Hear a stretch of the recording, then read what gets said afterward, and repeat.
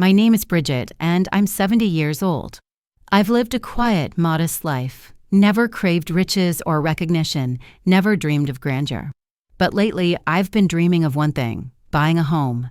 Not for me, but for my son, Michel, for his wife, Miranda, and for my little granddaughter, Daphne, who lights up my world in ways I can't explain. I live alone. I've been alone for over 30 years now. My husband, Jonathan, passed when Michel was just a boy of 8. I still remember the way Michel stood at the funeral, so small in his black suit, trying to act like a man, even as his voice trembled when he read the eulogy. He was the best dad, he'd said, and now I'll take care of Mom. He tried. In his own way, he always tried. But I was the one who had to shoulder the weight. I never remarried. I never had the time or the heart to. Everything I had, I gave to Michel. All my love, all my time, all my money. I worked as a financial advisor for over 40 years. I built other people's futures while quietly securing my own. I was never wasteful. I didn't take vacations or buy fancy clothes. My car is 12 years old. My condo is modest, with peeling wallpaper in the hallway and a leaky kitchen faucet I keep forgetting to fix. But my accounts are strong. My investment's solid. I have what I need and then some. I've never worried about security, not for myself. What I worry about now is them. Michel called me a few weeks ago. I knew something was wrong the moment I heard his voice. "Mom," he said, "Miranda's pregnant again." I was overjoyed. Another grandchild. A sibling for sweet Daphne, who's just turned 5. I told him how proud I was, how excited, but there was hesitation in his voice. "We're outgrowing the apartment," he said, "and the market is impossible. We've been looking at houses, but it's just not doable right now." I could feel the stress weighing on him, like a yoke over his shoulders. Michel's job is stable but not extravagant. Miranda freelances in graphic design and works from home. They're good people, hardworking, but they're stretched thin. 2 bedrooms, no yard. Daphne sleeps in a converted walk-in closet. So I said it, just like that, without planning. "What if I bought you a house?" There was a long pause. Then, "Are you serious?" "Of course." I've been thinking about it for a while now. Truthfully, I hadn't. But the moment I said it, I knew it was right. I'd been saving for years with no real plan beyond keeping myself comfortable. But I don't need much. And what greater purpose could my savings serve than giving my family a home? Since then, Miranda and I have been house hunting. Michel comes along when he can, but mostly it's me and her. She has strong opinions, open concept, white cabinets, lots of natural light, double vanities in the bathrooms. I take notes, nod along. Sometimes she forgets I'm the one paying. Sometimes I think she assumes I'm just tagging along. Still, I smile and go with it. Because I love them. Daphne already knows about the plan.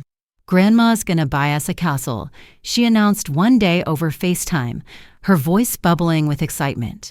I laughed and said, "Not a castle, darling. Just a cozy little house with a swing set out back." She clapped her hands and said, "And a tree." I want a tree to climb. That was it for me. I decided right then, it had to have a tree. I haven't made an offer on anything yet. There's one house I saw yesterday that checked almost every box, a beautiful colonial with a big bay window and a backyard with the perfect climbing tree. Miranda said it was almost right. She wanted to keep looking. Still, I'm ready. I've met with my financial planner. I've mapped out a conservative withdrawal from my retirement accounts. I can make a down payment in cash and cover the rest with a small loan if needed. I even contacted a real estate attorney to begin the process of transferring the title when the time comes. Michel says, "You really don't have to do this, Mom." But I can hear the hope in his voice. I can see the way Miranda already refers to the house as ours when she talks to friends. They don't know I've been keeping the deed in my name until we finalize everything. I haven't decided yet how or when to hand it over. Part of me wants to gift it immediately as a show of love. Another part whispers, "Wait. See how they treat you first." But then I feel guilty for even thinking that. These are my children. My family. Still, I remember how sometimes Miranda forgets to say thank you. How Michel didn't call on my birthday last year until I reminded him. How they always find polite ways to say they're too busy when I ask to take Daphne for the weekend. I shake off the doubt. Maybe I'm just being sensitive. Maybe I'm just old. But tonight, as I sit at my dining table, papers spread before me, listings open on my laptop, and a spreadsheet calculating loan options, I let myself dream. Dream of a front porch where Daphne can ride her scooter.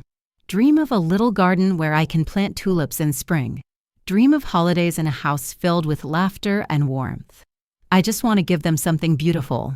I don't know yet that this gift, meant to unite us, will become the very thing that shatters everything I thought was unbreakable. But I'll find out soon enough. When I was a girl, I used to read fairy tales and circle the illustrations of castles, cottages, and cozy homes. My favorites were never the grand palaces with golden spires. They were the little houses with ivy-covered porches, crooked windows, and gardens full of untamed flowers. I wanted a place like that. I never had it as a child, but I always dreamed. Funny how life circles back. At 70 years old, I was finally on the verge of giving that dream to someone else, not myself, but Michel, my only son, to Miranda, my daughter-in-law, and most of all, to sweet Daphne, my 5-year-old granddaughter who thinks the moon follows her because it likes her best. I hadn't told them about the plan yet. Not Michel, not Miranda, not even Daphne. Some part of me wanted to keep the joy for myself, just for a little while longer, like a wrapped gift before the bow is pulled. It was a secret, yes, but one born of love, not secrecy.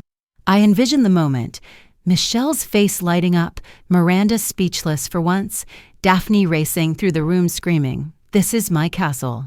I clung to that fantasy like a lifeline. My real estate agent, Amelia, had warm eyes and the kind of calm energy I envied in younger women. She never asked too many questions, never gave me that skeptical look when I said, "No, my son doesn't know I'm doing this yet." We started house hunting the second week of May. The first few homes we toured were uninspiring. One was across from a factory lot, all concrete and shadows. Another was next to a bar with loud music leaking out even in the afternoon. "No good," I said after peeking into a grim kitchen with linoleum curling at the edges. Amelia nodded. "We'll find it. I want somewhere Daphne can run barefoot," I told her. "Somewhere Miranda won't feel cramped with the new baby. Somewhere Michel can be proud of." Pride. That was always Michel's thing. He never asked for help, not directly. But he never said no when I offered. Not for tuition. Not for rent. Not when I paid off his car loan 6 years ago. "You're my mother," he'd say, as if that explained everything. It did to me. On a Thursday morning, Amelia sent me a listing. Just a single photo in the email. A pale blue house with a wraparound porch and a blooming cherry tree in the front yard. My breath caught. I showed up early to the showing, clutching a notepad I didn't really need. I already knew. The second I stepped onto that porch and heard the gentle creak underfoot, I felt it in my chest. This is it. Inside, the house was flooded with light. The kitchen had a breakfast nook wrapped in bay windows. I imagined Miranda sipping tea there in the mornings, Daphne drawing with crayons. The upstairs had 3 bedrooms, each modest but full of charm. The smallest one even had pale yellow wallpaper with tiny giraffes, perfect for a nursery. But it was the backyard that sealed it. A swing-worthy tree, strong and tall, stood near the fence line. I could already see it, a tire swing. Daphne, wind in her hair. Laughter. Freedom. I turned to Amelia. "Let's talk numbers." She smiled. "I thought you might say that." I spent the next week making arrangements. Reviewed my accounts. Called my financial advisor twice. Drafted loan options. The numbers were tight, but manageable. I could do it. I was going to do it. But then, against my better judgment, I broke my silence. I told Michel. We met at a cafe he liked, a trendy place with chalkboard menus and sourdough that cost more than my childhood school lunches for a week. He arrived 10 minutes late, phone in hand, suit jacket flung over one shoulder like an afterthought. "Hey, Mom," he said distractedly, pecking my cheek before glancing at his watch. "Everything okay?" I smiled, nerves fluttering. "I found a house." He blinked. "A house? For you." For Miranda. For Daphne and the new baby. His eyes widened. Wait, what? I've been house hunting, I said, excitement bubbling. It's a surprise. Well, was. I was going to wait, but Michelle, it's perfect. Flu sighting. A tree in the back. A porch. You're going to love it. He stared at me like I'd said I was running for president. I waited. My heart thudded. Then his lips parted into a slow smile. Wow, that's amazing. But something shifted behind his eyes. There was a pause too long, a smile too wide. And in that flicker of a second, I saw it. Greed. Not warmth. Not love. Not even relief. Greed. I pretended not to notice. I've spent a lifetime pretending. You shouldn't have, he said, still smiling. But I wanted to. He took a sip of his coffee, then asked casually, So, how are you doing this? All cash. I hesitated. Half in cash. Small loan for the rest. And the deed it's in my name? There it was. I haven't finalized that part yet. It's under mine for now, just until everything's settled. He nodded, slowly, like someone making calculations in real time. I mean, it makes sense to have it in my name eventually, right? For property taxes, insurance, that kind of stuff. Eventually, I said, more quietly than I intended. The silence that followed wasn't uncomfortable. It was telling, a thin veil lifting between us. When he left, I sat alone at the cafe for another hour, my tea gone cold. I stared at my reflection in the window, silver hair, soft cardigan, tired eyes. A woman who had raised a boy with every ounce of strength she had. A woman who once believed that love and sacrifice guaranteed respect. But respect isn't guaranteed.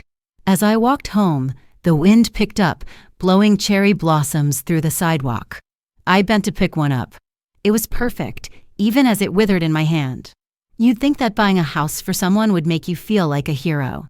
That people would look at you with eyes full of love and gratitude, not calculations and quiet expectations. But love, I've come to learn, is not always what we imagine, especially when it comes to family. I had made up my mind about the little blue house, the one with the swing-worthy tree, the sunlight that danced across the kitchen floor, and a porch that seemed built for Sunday mornings and lemonade. I had walked through it twice already, imagining where Daphne's toys would go, where Michelle would hang his guitar on the wall, where Miranda would place her indoor plants. It felt warm, real, achievable. But that dream began to shift the moment Miranda inserted herself into the process. She'd called me just a day after Michelle spilled the secret.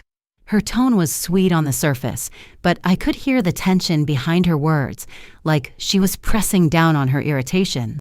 I heard you've been house hunting, she said. That's unexpected, but really kind. I told her everything, the blue house, the tree, the 3 bedrooms, how it was close to Daphne's preschool and had a garden just waiting for tiny footprints. There was a pause. That's lovely, Bridget. Really. But don't you think we should see a few more options first? You know, just to be sure. I hesitated. I'd wanted it to be a surprise. A gift with a bow. But her voice was already shifting from suggestion to decision. It was subtle, practiced. Of course, I said. We can look. The next Saturday, we started. Miranda arrived at the first showing in heels too high for grass, with mirrored sunglasses perched on her head like a crown. She held her phone like it was a weapon and carried a notebook she never wrote in. She greeted Amelia politely, but with an air of expectation, like she was evaluating her worth. The houses we saw were fine, some even beautiful, but none were good enough. This kitchen is cramped. These finishes look cheap. Only 2 bathrooms?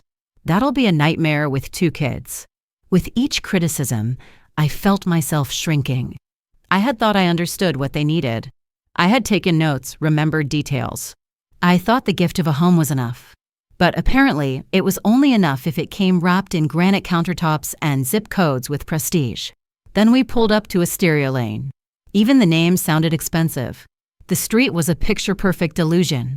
Every mailbox matched. Lawns looked like they were manicured with nail scissors. The house stood tall and pristine, with columns flanking the entryway and ivy curling up one side like it was born from a design catalog. This, Miranda breathed, stepping out of the car, is what I'm talking about. I followed her inside, my feet feeling heavier with every step. It was stunning, no doubt. Polished floors that reflected light like a ballroom. A staircase that curved like a ribbon. Chandeliers in places where chandeliers didn't need to be. The master bedroom had a fireplace. The walk-in closet had an island in the center like a boutique. But the backyard was what changed everything. It wasn't the tree. There was no tree. It was the pool. A perfectly rectangular, heated pool with a security fence and slate tile edging. Daphne could learn to swim right here, Miranda said softly, her hand resting on the glass door. And with the new baby? I mean, wouldn't it be amazing to have space like this? I didn't respond.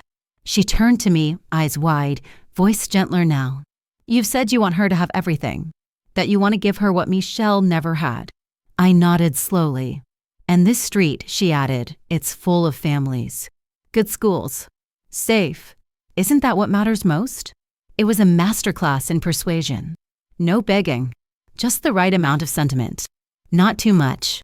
Just enough to make it sound like I'd be selfish to say no. I asked Amelia the price. She hesitated.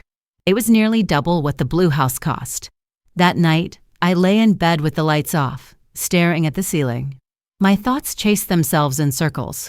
Was I being unreasonable? Was it petty to prefer the small house with a tree over a luxurious home with every modern comfort? Was I letting nostalgia blind me? But mostly, would Daphne love me more if I gave her this? The next morning, I ran the numbers again. I recalculated my retirement. I slashed my budget for the next 10 years. No travel. No upgrades to my aging car.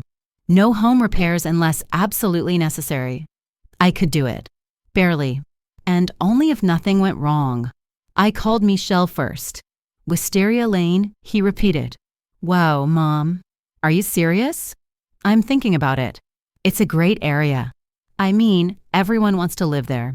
Miranda's been dreaming about that neighborhood since Daphne was born. She didn't mention that. She didn't want to pressure you. Of course not. Later that evening, I called Amelia.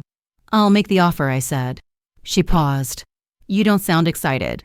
I'm tired, but I want them to have what they want. I could almost hear the sadness in her silence. When I told Miranda, she clapped her hands together and laughed. Oh, Bridget, you're going to change our lives. Daphne will grow up with everything. Everything. I smiled, said I was happy, that it was worth it. But that night, I stood in my tiny kitchen, hands wrapped around a chipped mug, and stared at my checkbook. It's strange how quickly love can start to look like leverage. The air in the office was sterile, too cold for comfort, and smelled faintly of printer toner and stale coffee. I sat at the long, lacquered table beside Michelle and Miranda, staring at a stack of paperwork that represented not just my savings, but my soul.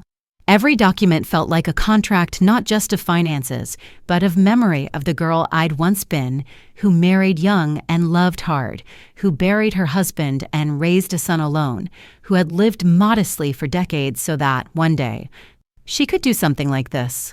Something big, something generous, something final. Michelle scrolled absently on his phone while Miranda flipped through the glossy neighborhood packet with a glassy smile, already dreaming of which wine pairings to serve at their first poolside party. Only I seemed to feel the weight of the moment. Only I sat in silence, my heart thudding as Amelia slid the title transfer across the table. You're sure? She asked quietly, gently. She had grown more reserved since our first meeting, and now her voice was laced with concern, though she tried to keep it hidden behind her professional tone. I looked at Michelle. He gave me that easy smile, the one that once made me forgive him for breaking a window with a baseball or skipping curfew. Mom, you've already done so much. I mean, it's for us. For the family. No point making it complicated with joint ownership, right? I wanted to ask, would it really be that complicated? I wanted to say, why don't we share it? At least until it's paid off. But instead, I nodded. It was easier to smile. Easier to pretend that what I was giving wasn't as big as it felt. The pen in my hand felt heavier than it should. I signed. The deed, the loan agreement, the tax forms, each stroke of the pen chipped away at the quiet voice inside me that said, "Be careful, Bridget." And then came the insurance. Amelia laid out the options like a responsible parent giving choices to a teenager about their first car. "Here's the basic coverage," she explained, sliding one packet forward. "This will protect against theft, standard liability, and some structural damage. But with a house this size and with the pool, I strongly recommend comprehensive or full premium coverage, especially in this neighborhood. You don't want to be underinsured." I nodded, already knowing what I was going to say. But Michelle got there first. "Standard is fine." Amelia blinked. "Michelle, with all due respect, it's risky. This house is a big investment. We'll be fine," he cut her off.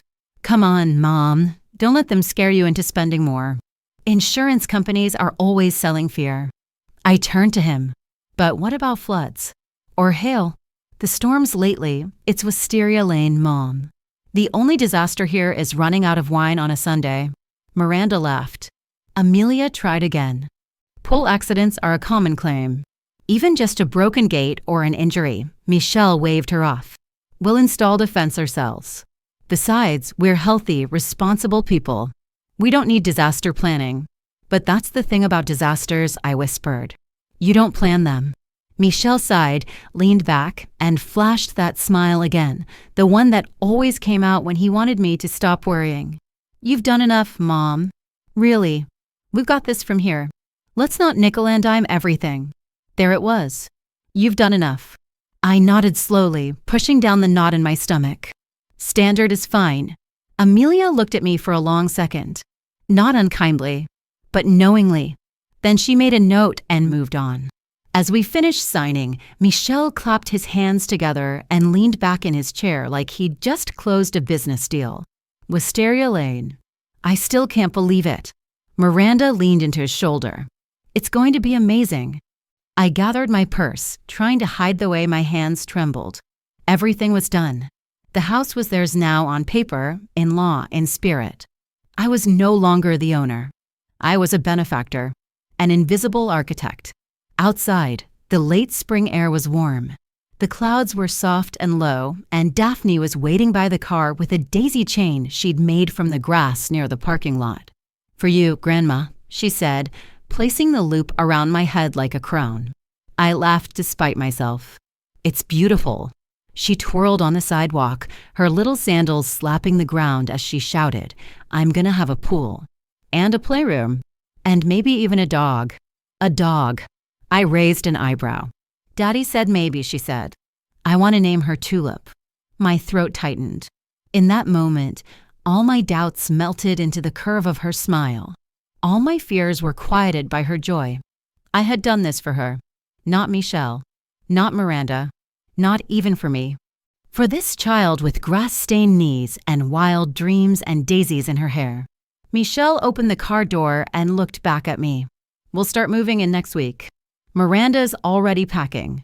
You should come by the housewarming." I nodded. "I'd love to." As they drove away, Daphne waved frantically through the back window. Miranda didn't look up from her phone. Michelle didn't wave. I stood in the parking lot long after they disappeared down the road, holding the daisy crown in my hands. And for the first time since the signing, I whispered aloud, "Please, let this be enough." The house on Wisteria Lane shimmered under the golden blush of early evening. Paper lanterns lined the porch railing like soft stars. A Bluetooth speaker hidden behind a flower pot played a mellow playlist of acoustic covers. Everything had been curated, polished, precise, planned. Just like Miranda liked it.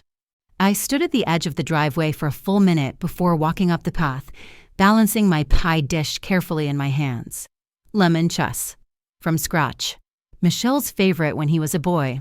I used to pack slices in his lunchbox with a little note, "Be brave today." He'd always come home with crumbs on his collar and a grin too big for his face. Now I stood at the entrance of the house I'd bought alone, unnoticed, pressing the doorbell like a guest. Michelle opened the door with a flourish. "Hey, you made it." I stepped inside and was hit by the scent of store-bought roses, scented candles, and a touch of chlorine from the pool out back. The living room was already full. Strangers' laughter spilled across the hardwood floors, bouncing off granite countertops and high ceilings. Miranda appeared beside Michelle, draped in a cream silk wrap dress that made her look like a television anchor.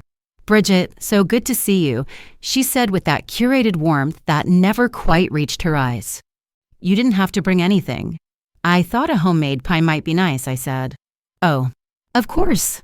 She gestured vaguely toward the kitchen. "Just set it down anywhere."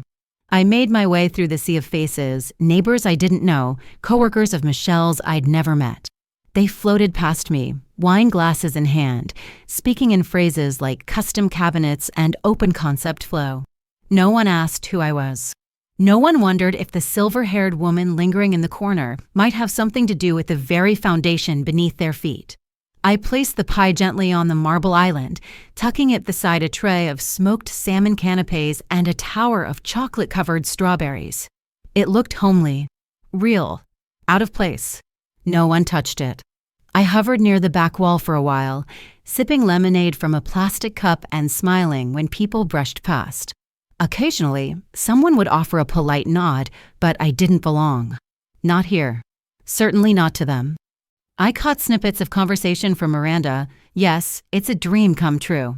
So much natural light. And we got a fantastic deal. No mortgage. None. We're just really lucky, I guess." Lucky. Lucky?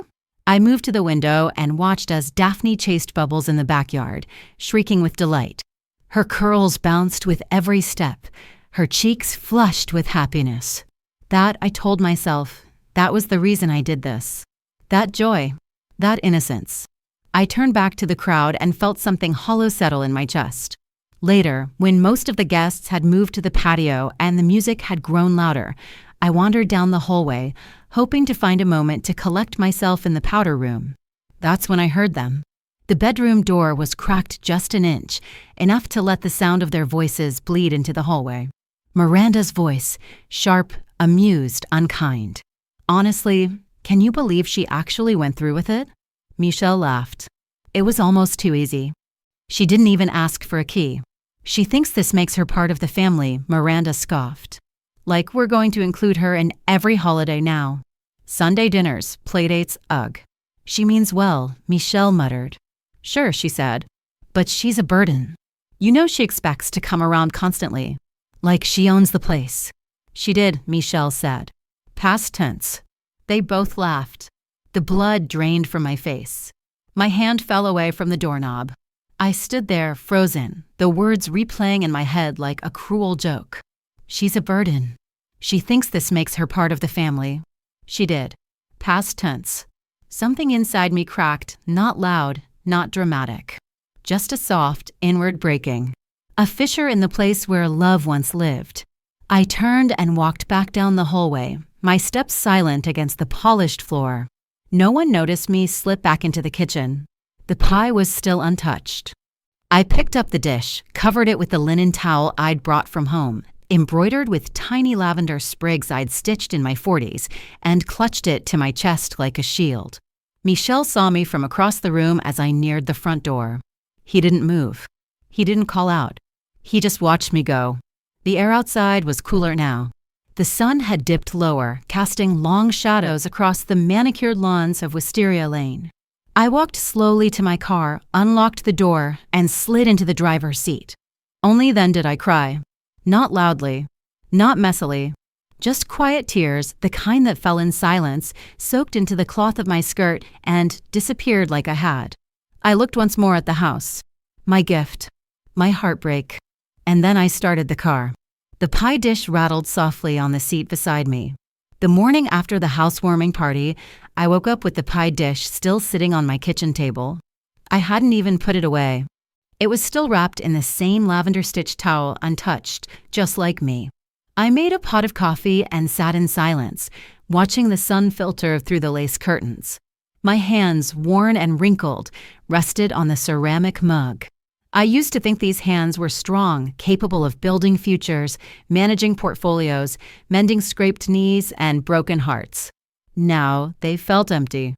I hadn't heard from Michelle since the party. No text. No thank you. No apology. Not even a polite lie. I tried to busy myself reading, tidying, watering the peace lily by the window, but my thoughts drifted back to that hallway, to their laughter, to the word burden echoing in my mind like a curse I couldn't shake. That evening, my phone buzzed. A video message from Daphne. Her little face appeared on screen, eyes bright, cheeks flushed with excitement.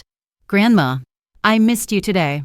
Look, I drew a picture of you and me and the new tree we're gonna plant. I named it Tulip." She held up a crayon drawing, 2 stick figures, one with curly hair, the other with silver strands, standing beside a green scribble with pink dots. "I love you. Come see me soon, okay?" I watched the video 3 times. She was the only one who saw me, the only one who hadn't looked at me like a relic or a resource. I saved the video, holding the phone to my chest for a long moment before calling the only person who came to mind, Marlene. We'd met years ago in a community knitting group. Widowed like me, with an irreverent sense of humor and a wicked talent for lemon bars. She always said what I was too polite to voice. When she answered, I barely got the words out before my voice cracked. "Marlene, I think I made a mistake." Her voice was immediate and warm. "I've got coffee on. Come over. Now." I drove the 12 minutes to her condo with my sunglasses on to hide my puffy eyes.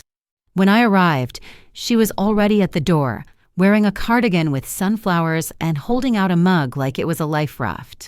We sat on her porch, the evening breeze wrapping around us like a shawl, and I told her everything, from the house hunt to the title signing to the pie left untouched. When I finished, she didn't say, "I told you so." She didn't scold me for being too generous. She just said, "You don't owe them anything more, Bridget. Not one damn thing." I blinked. "But he's my son. And you're his mother, not his bank. Not his maid. Not his retirement plan." I stared at the mug in my hands, the steam curling upward. "I just wanted to give them something beautiful. And you did. You gave. You gave. But giving doesn't entitle people to your soul. If they can't love you without your money, they don't deserve either." Later that week, I had lunch with Elise, a newer acquaintance from the community garden. A widow as well, she'd once worked in social services and had the calm, patient energy of someone who had seen the worst in people but never lost her faith in kindness. I always thought, I confessed, that if I gave enough, if I was good enough, they'd never leave me behind. Elise reached across the table and took my hand. "You're not behind, Bridget. You just finally stopped chasing people who were walking away." That night, I sat on my balcony with a glass of wine and watched the stars come out one by one. For the first time in years, I felt something stirring in me, not grief, not regret. Freedom. I didn't have to keep sacrificing. I didn't have to keep proving my love through deeds and dollars. I could stop. I could just be. Michelle didn't call. Miranda didn't write. The silence was a weight lifted, not a burden. But 2 days later, my phone buzzed again. "Daphne. Another video. Grandma, I told Tulip about you. She misses you too." I smiled, tears softening the edges of my vision. Maybe I didn't have a son anymore, but I still had a little girl with a wild heart and a crayon dream. And maybe, just maybe, I had myself again, too. The sky had turned a deep, pewter gray, casting a dull sheen across the world as if even the sun couldn't bear to witness what was coming. It was a quiet afternoon, too quiet, in fact. The kind that makes your bones ache for no reason. I had just finished folding the last of the laundry and was settling down with a cup of tea and an old book when my phone rang. I recognized the ringtone immediately. I hadn't changed it. Some habits cling to us longer than they should. Michelle. I stared at the name. Just a week ago, that name would have stirred hope, joy, the anticipation of hearing about Daphne's latest drawing or a new baby kicking inside Miranda's belly. Now it stirred dread. 7 days had passed since the housewarming party. 7 days since I'd stood in the hallway of the house I bought with my life savings, overhearing my only son and his wife mock me as if I were a naive benefactor they could shed like an old coat. I answered, "Mom, oh thank God." His voice was rushed, bordering on frantic. "Are you home? I need to talk to you. It's serious." I set my tea down, already knowing where this was going. "What's wrong?" I asked, even though the weight in my chest already knew the answer. It's the house, he said, as if the word itself could collapse in on him. Something's wrong with the foundation. Big things. Cracks. Structural issues. Water's getting in under the walls. We had a contractor out too, actually.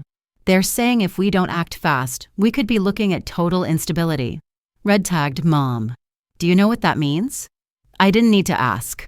I used to advise families through disaster planning. I knew what red tagged meant.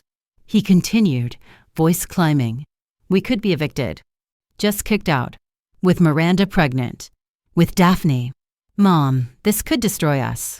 I closed my eyes. I tried to picture the house not as I remembered it, a gleaming temple to excess, but as it was now. Cracked. Wet. Unstable. Much like Michelle and Miranda's marriage, if I was being honest. What about the insurance? I asked, keeping my voice even. They won't touch it, he snapped. The policy we got, well, you remember. We went with standard coverage. It doesn't cover foundational repairs. Or mold. Or flooding from below. Just weather. Theft. You insisted on that plan. He was silent for a beat. Then, with a scoff, you were there. You could have stepped in. You're the expert. I drew a breath. No, Michelle. I'm not your buffer anymore. He bulldozed ahead. We need money. $25,000 at least. Probably more. But that's just to keep the house from collapsing. If we wait, it'll get worse. Miranda's freaking out. Daphne doesn't understand what's going on. We're out of options. There it was. The ask. The inevitable return to the well. I can't give you that money, I said slowly. Firmly. Silence. Total and pure. What? I can't, Michelle. I don't have it. His voice turned sharp. You had enough to buy us a house outright. I had enough to destroy my savings. I had enough to strip away my retirement safety net, my travel plans, the small things I'd promised myself after decades of work. I had enough then. I don't now. He let out a bitter laugh. Wow, that's convenient. I'm not your piggy bank. You're my mother, he shouted, louder than I'd ever heard him before. You brought us into this situation. You chose this house, this street, this mess. You owe it to us to help fix it. That word again. Oh. It sliced through the phone line like a whip. I owe you nothing, I said. Calm. Cold. Clear. I gave you a home, Michelle. A gift. Not a debt. You signed the papers. You refused comprehensive insurance. You ignored my advice. And now that it's collapsing, you come crawling back and demand I fix it again. You're twisting this. No. I'm seeing it clearly for the first time in a long time. I heard Miranda in the background then, her voice sharp, shrill. Did she say yes? A pause. She said no, Michelle muttered. Oh, of course she did, Miranda snapped. Unbelievable. Unbelievable? No. This was long overdue. Michelle's voice returned. Weaker now. Please, Mom. We're going to lose everything. No, I said softly. You're going to lose the house. But maybe, in losing that, you'll find yourselves. That's easy for you to say, he spat. You're sitting in your little paid-off home with your quiet life and your sad little routines. I'm sitting in a life I built with honesty and hard work. Alone. Without shortcuts. Without entitlement. He fell silent. I let the silence sit. And then, you're punishing me. No, I whispered. I'm releasing you. I'm letting go of the guilt. The obligation. The desperation to be needed. And I'm freeing myself. You'll regret this, he said, like a threat. No, I said, I already regret how long I let you use me. And with that, I ended the call. I didn't cry. Not this time. Instead, I stood, walked to the window, and watched the rain finally begin to fall. Fat, heavy drops hitting the earth with purpose. Cleansing. Cooling. The little tree in my yard bent slightly under the weight, but didn't break. It had been through worse storms. It knew how to sway. I whispered to it, to the universe, to myself. Not this time. Not again. I poured myself a fresh cup of tea, wrapped myself in the lavender quilt I kept for quiet evenings, and listened to the rain. Somewhere across town, the house I bought with love was crumbling. But here, in my modest home, something was being rebuilt. Me. The days had grown quieter since I hung up on Michelle. No apology came. No call, no message, no acknowledgement of the storm I knew was unraveling inside that beautiful, broken house on Wisteria Lane. In a strange way, I felt freer than I had in years. The silence wasn't loneliness, it was recovery. The wound had been cauterized. I had stopped bleeding. I spent my mornings reading on the porch, afternoons at the community garden, and evenings journaling beside a cup of chamomile tea. There was still sadness, yes, the kind that lingered deep in the bones. But it was mine now. I wasn't shouldering Michelle's failures or Miranda's contempt. I was finally breathing in a space I had carved for myself. That's why the knock rattled me. It came sharp and sudden 3 times, loud and heavy, like it had been rehearsed to intimidate. I opened the curtain slowly, and there she was, Miranda. Her presence on my porch was so jarring I momentarily thought it might be a hallucination. She looked immaculate, of course, hair curled into smooth waves, lips glossed in a muted mauve. But her expression, that was new. She wasn't wearing charm. She was wearing war. I opened the door only a few inches. Miranda. She smiled tightly. Bridget. May I come in? I didn't move. Why? She lifted her chin. Because we need to talk. About your family. I raised an eyebrow. Funny. That word didn't seem to mean much to you last week. Her nostrils flared. Look, I know you're hurt. I regret what you overheard. I really do. You regret that I heard it. Not that you said it. Miranda gave a slow, dismissive exhale. Fine. I said things I didn't mean. You think I'm the only one who's ever vented about their in-laws? Calling me a burden? Laughing about how easily I gave you everything? That's not venting. That's cruelty. Her eyes hardened. You're being very self-righteous for someone who's willing to let a child lose her home.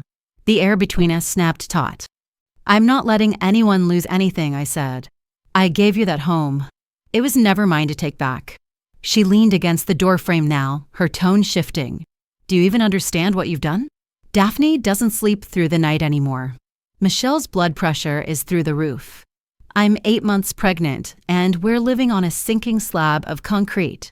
I'm sorry for that, I said honestly. But I'm not responsible for your choices. Miranda's face twisted, the veneer finally cracking. You are. You chose this house. You pushed for this street. You made it sound like a gift, and now you're using it as leverage to punish us. I stared at her, stunned by the audacity. You mocked me. You excluded me from the family I built with my hands. And now that the walls are crumbling, I'm supposed to play savior again. You're the matriarch, she snapped. That means you do what's necessary.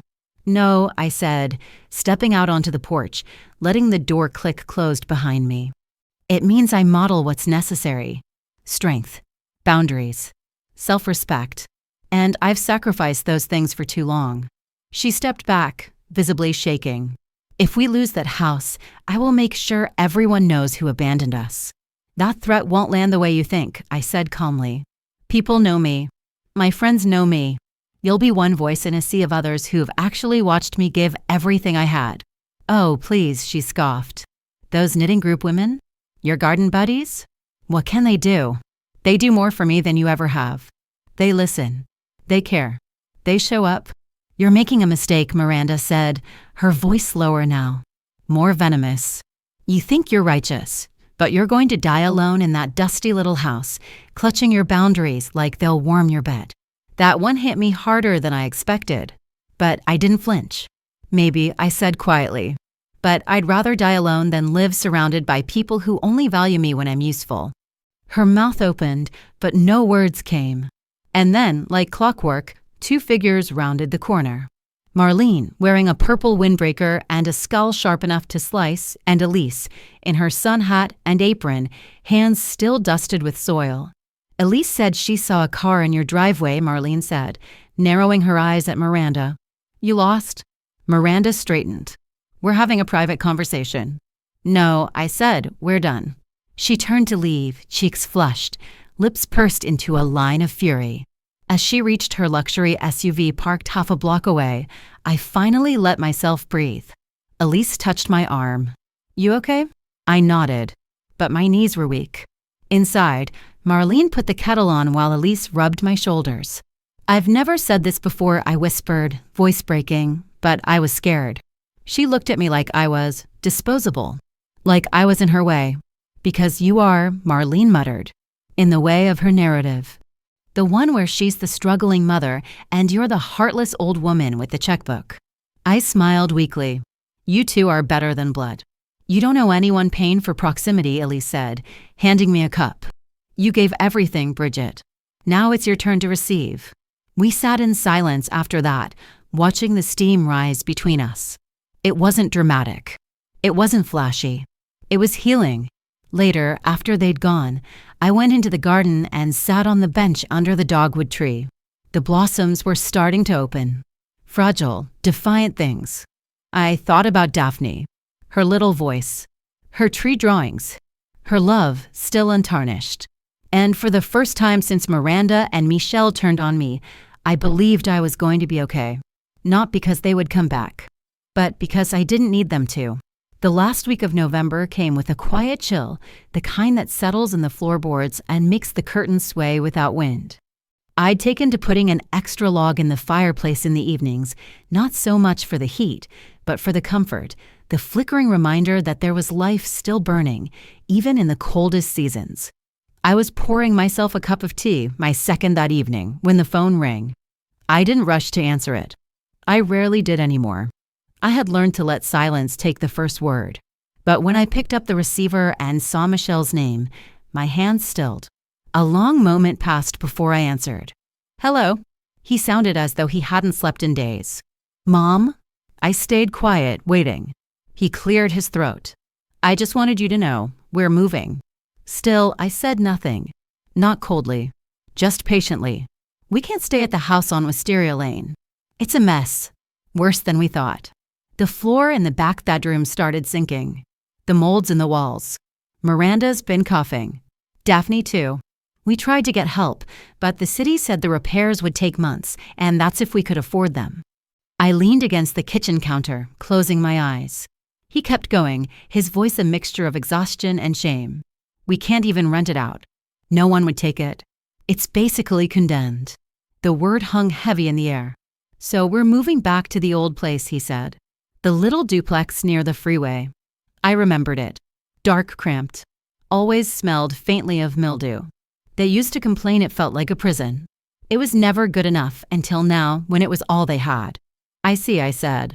He paused, then exhaled shakily. Mom, I know I have no right to ask for anything, but I need to say something. I didn't speak. I let him carry the weight. I was wrong, he said. About everything. About the house. About how we treated you. About what we said. His voice cracked. I think I've been wrong for a long time. I swallowed, letting the words sink in. Not for him.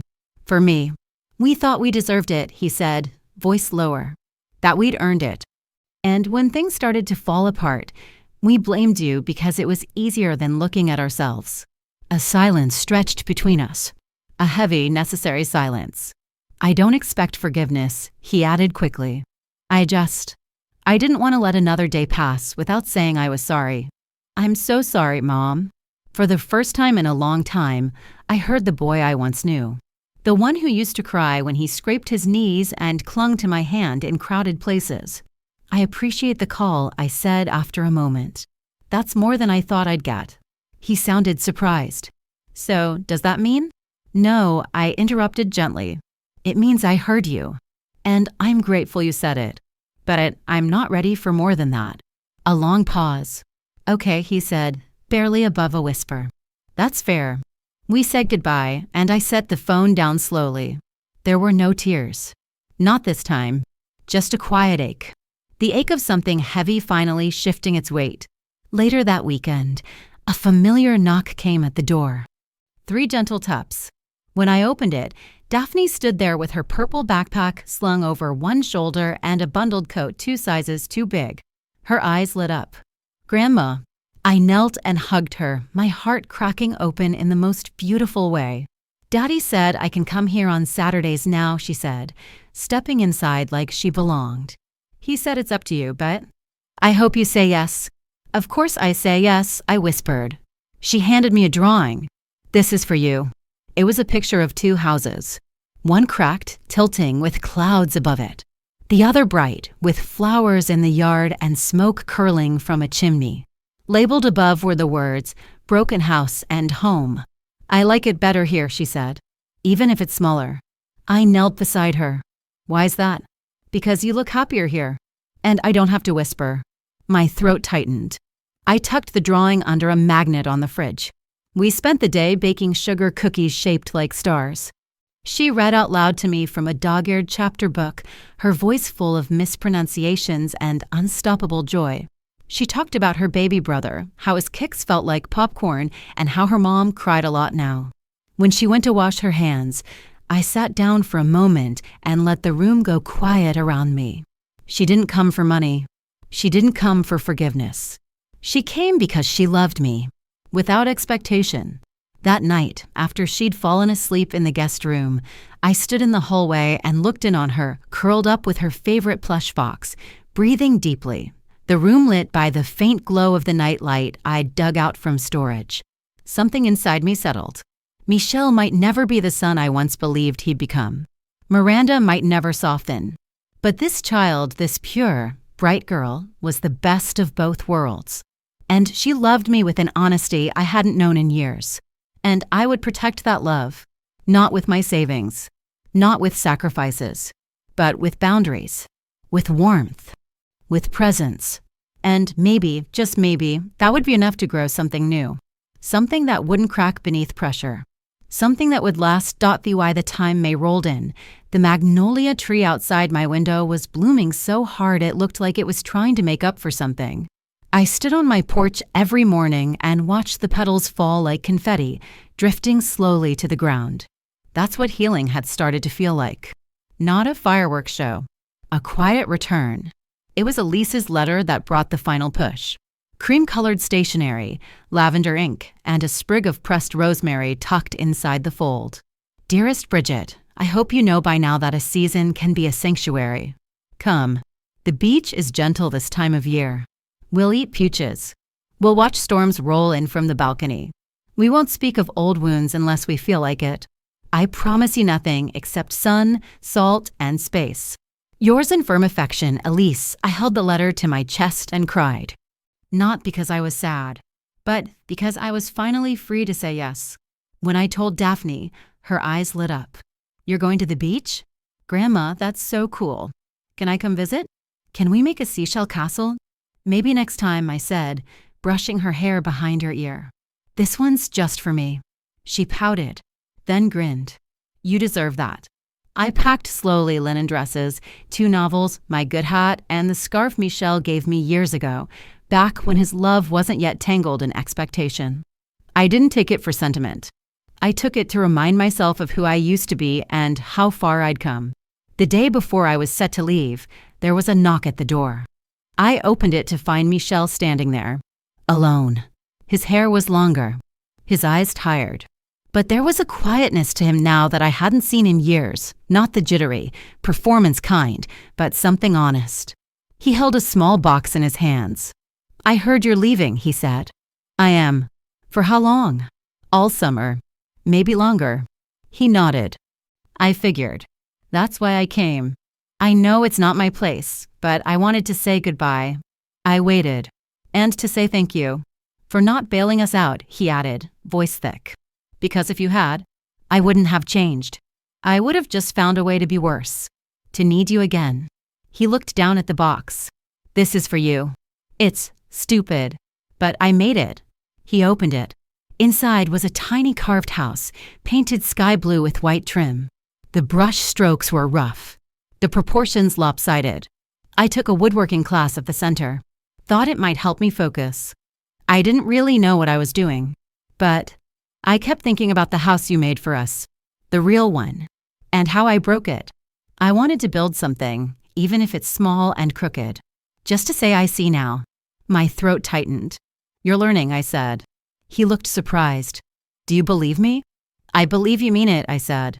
And I hope, in time, you'll mean more. But I'm not ready to open the door again. Not all the way. He nodded. I understand. He didn't ask for anything. He didn't push. We hugged, briefly.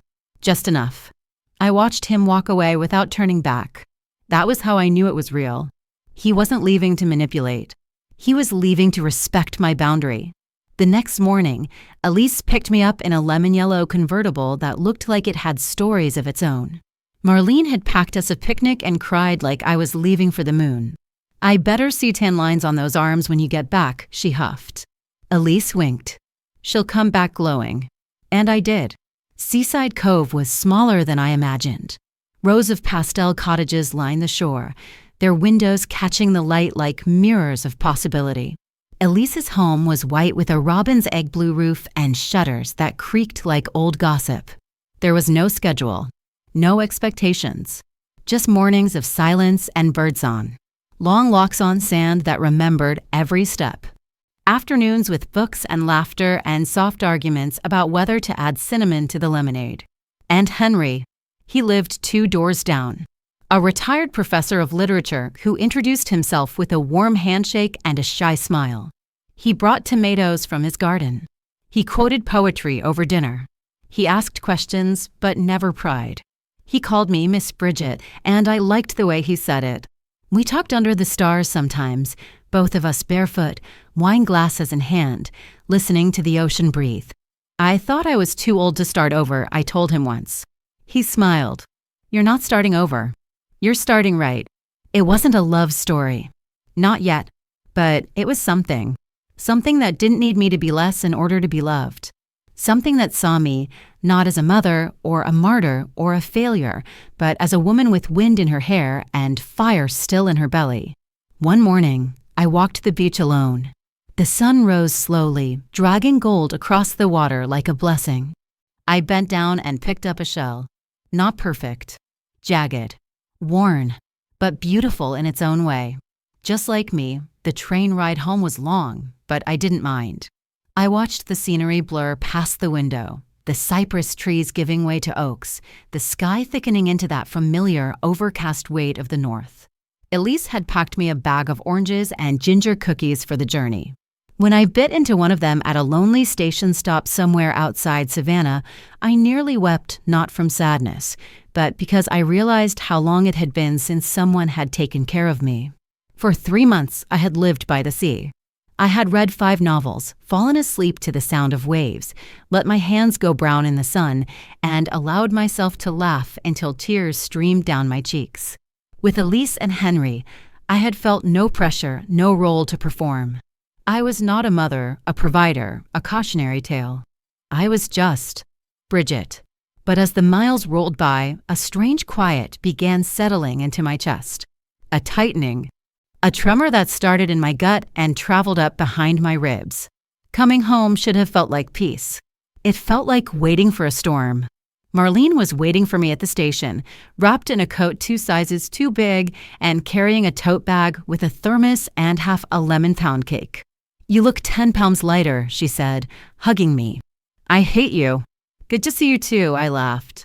We drove back in easy silence, her familiar presence wrapping around me like a blanket I didn't know I missed. But when we turned the corner onto my street, she slowed the car more than necessary.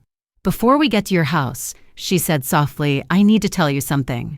The tone of her voice changed everything. The lightness of my chest vanished. She pulled over in front of her own driveway and turned off the engine.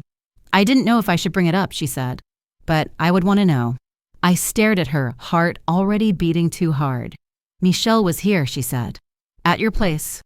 2 weeks ago." My hands clenched in my lap. "Here? Why?" It was late. Nearly midnight. I was up reading on the porch, and I saw someone with a flashlight moving around the side of your house. At first, I thought it was a burglar. I nearly called the cops. But when he turned, I saw it was him. My throat closed. "What was he doing?" I asked. "He tried the back door," she said, voice sharper now. "Tried the window too. When I shouted his name, he jumped like he'd been shot."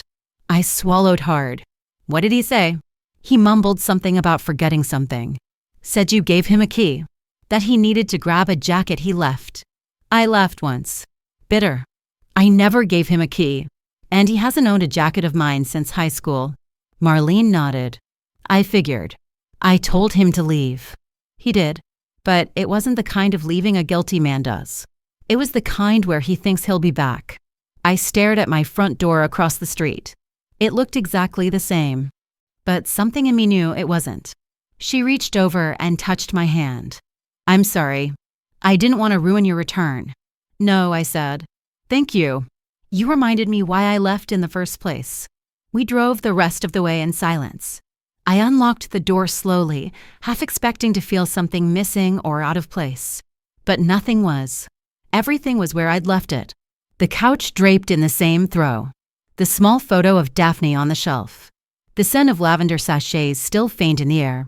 And yet I knew my home had been trespassed, even if he hadn't made it inside. He tried.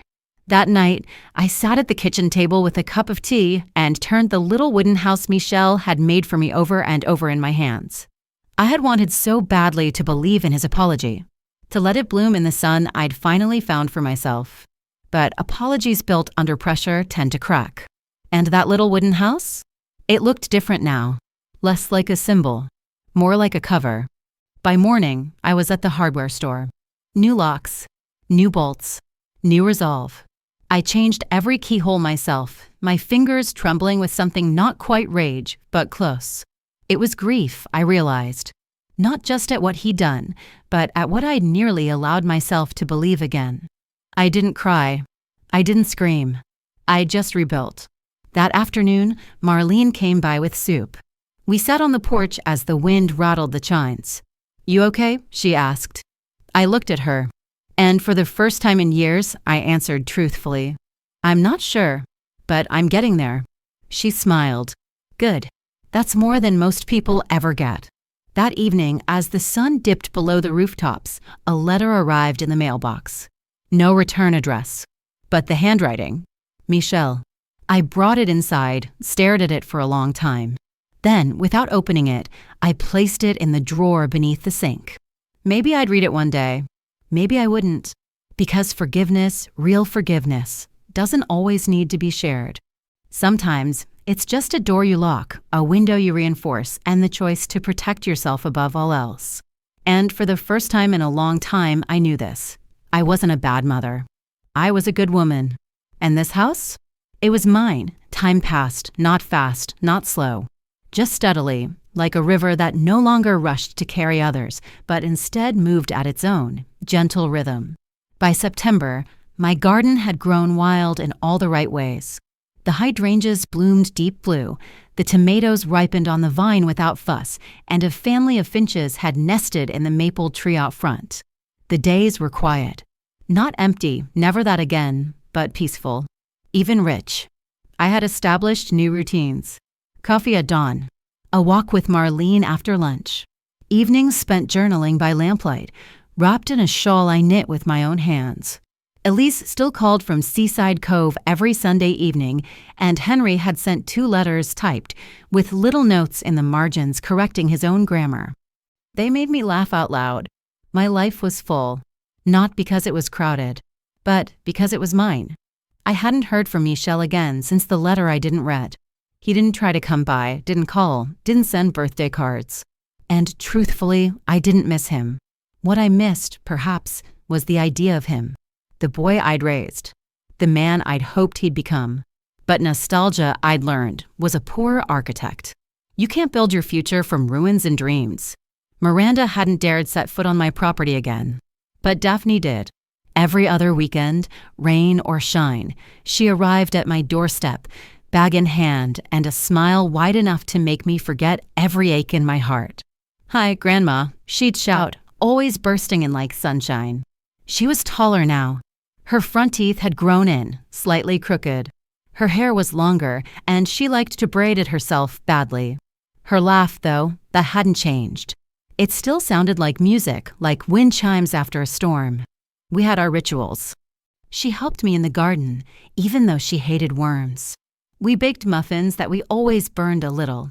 She painted watercolors, always choosing colors that didn't make sense, but somehow worked.